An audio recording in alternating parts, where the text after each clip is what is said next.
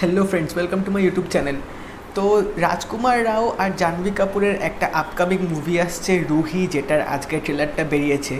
এবং এই ট্রেলারটা দেখে কিন্তু অনেকটা বোঝা যাচ্ছে যে আমার যেটা মনে হলো যে অনেকটা কিন্তু স্ত্রীর সিকুয়েল বা স্ত্রীর মতনই কিন্তু লাগছিল, কারণ ট্রেলারটার যে জনারটা করেছে সেটা কিন্তু পুরো হরর প্লাস কমেডি, যেটা স্ত্রী ফিল্মেও ছিল।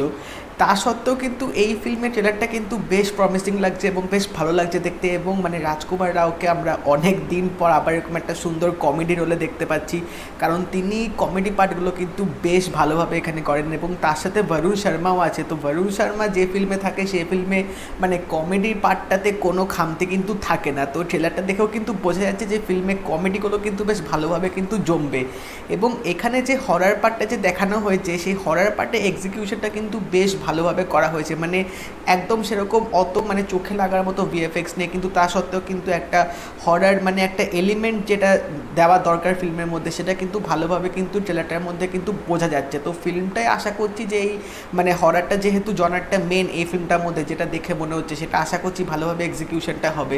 তো এখানে দেখে বুঝলাম যে এখানে জাহ্নবী কাপুর হয়তো পজেসড হবে এবং যে আত্মাটা ঢুকবে সে হচ্ছে মানে কোনো বিয়ে হলে সে সেই রাতে হাজব্যান্ডকে কিডন্যাপ করে নেয় এবং বউকে মেরে ফেলে। তো সেই প্রেতাত্মাটা জাহ্নবী কাপুরের মধ্যে পজেস হবে। রাজকুমার রাও আর বরুণ শর্মা জাহ্নবী কাপুরকে একটা বাড়িতে নিয়ে যাবে, একটা ঘরে বন্দি করে রাখবে, কারণ ওখানে রাজকুমার রাও দেখতে পাবে যে জাহ্নবী কাপুরের মধ্যে মাঝে মধ্যে সে আত্মাটা ভর করছে, আবার তিনি নর্মাল হয়ে যাচ্ছে।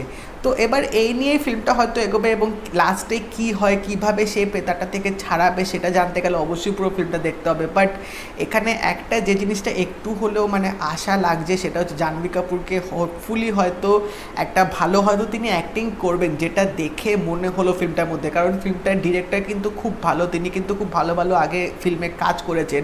তো এখানেও আশা করছি জাহ্নবী কাপুরকে দিয়ে তিনি ভালো কাজ করাতে পারবেন। এবং তাছাড়া এই ফিল্মটা যে টোটাল যে এক্সিকিউশন, যে মানে লাইটিংটা যে ব্যবহার করা হয়েছে এবং যে সাউন্ড এফেক্টটা দিয়েছে সেটা কিন্তু ট্রেলারটার মধ্যে বেশ ভালো লাগছিলো। একটা মানে পুরো বোঝা যাচ্ছিলো যে একটা সুন্দর হরর ফিল্ম হয়তো হতে চলেছে, যেটা দেখে মনে হয়েছে।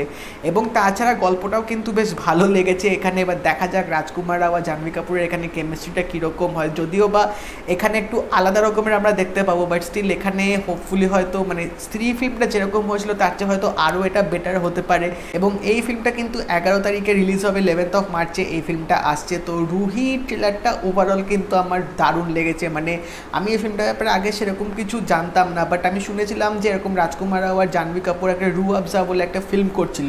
তো আমার মনে হয় সেই ফিল্মটারই হয়তো নামটা চেঞ্জ করে রুহি করে দিয়েছে। বাট ওভারঅল কিন্তু আমার বেশ দারুণ লেগেছে। 3 মিনিটের ট্রেলারটা একটু লেন্দি ছিল, মানে অনেকটাই ট্রেলারটার মধ্যে দেখিয়ে দিয়েছে। আমার এটা মনে হলো যে প্লটটা অলমোস্ট অনেকটাই রিভিল করে দিয়েছিল। তো তোমরা যারা ট্রেলারটা দেখে নিয়েছো আমাকে অবশ্যই জানিও তোমাদের ট্রেলারটা কেমন লেগেছে। আর এই ভিডিওটা ভালো লেগে থাকলে লাইক করে দিও, শেয়ার করে দিও, চ্যানেলটা কিন্তু সাবস্ক্রাইব করে দিও, নোটিফিকেশন বেলটা কিন্তু অল করে দেবে। তাই দেখা হবে পরের ভিডিওতে। বাই।